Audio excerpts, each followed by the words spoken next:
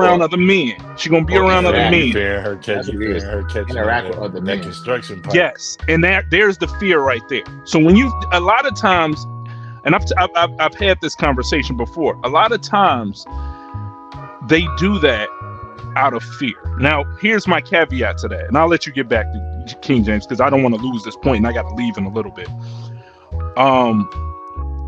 When you do that, is this for the betterment of your future? Because if your wife can work, guess what that does? That adds extra income into the house. One, and it gets you to that point I was telling you about. That point, the grand point where we all try to get. You know, less stress, no work, things like that. Living comfortably in retirement. But y'all gotta be on the same page. Y'all got to be on the same page for that.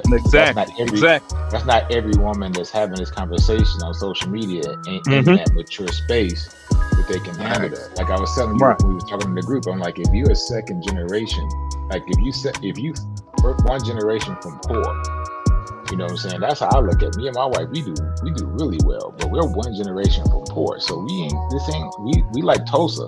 We gotta work together. You know, we like Black Wall Street. You gotta do a little something. I gotta do a little something. Now my hope is that my daughter, who is a spoiled motherfucker, that she ain't gotta go through this. She can make those demands of people because she didn't grow up poor. But like if we're one generation poor, yeah, I can handle all this by myself, but we can stack this up so both our son and our daughter can graduate college with no debt. Yes. You know the goal is to stack, bro. Yeah, we can retire. Bro. Well, no, but it's not the stack. It's just I don't want to be a burden.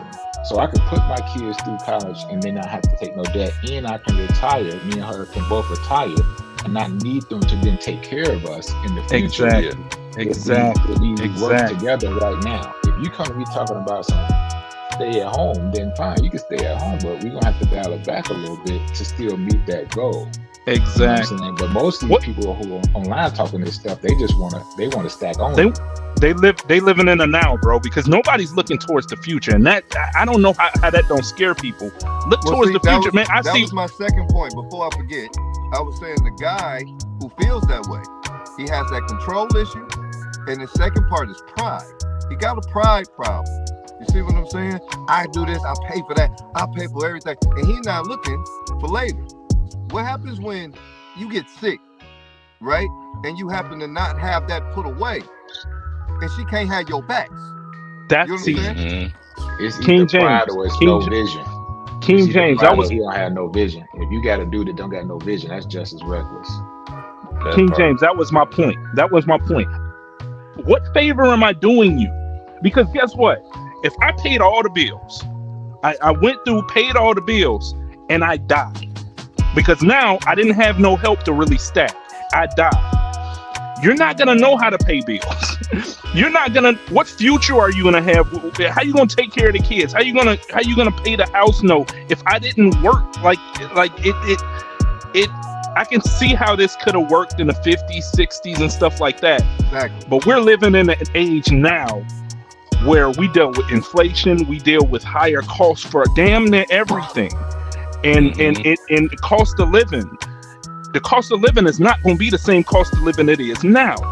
So you got to do whatever you can. It's almost like an all hands on deck to stack this bread so we can live comfortably and not have to work when we 70 and 80.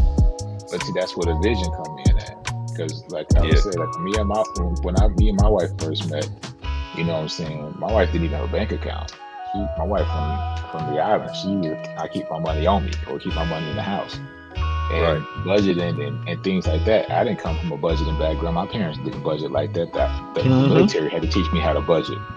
You know what I'm saying? So it was like, all right, here's what they taught me. Let me teach you. Let me teach you how to do this monthly budget. And let's, instead of let's put something on it, let's just pay it off. You know what I'm saying? Like I put a little something on this. Let's rob Peter to pay Paul. Let's not pay the light bill and pay the cable bill this month. Nah, it's like I'm gonna put 10 on the light, 10 on the cable, then go out tonight. That's the sad reality. But that's no vision. Reality that we grew up knowing. You know what I'm saying? Yeah. Unfortunately, in our culture, that is the sad reality of it, right? I'm gonna be honest.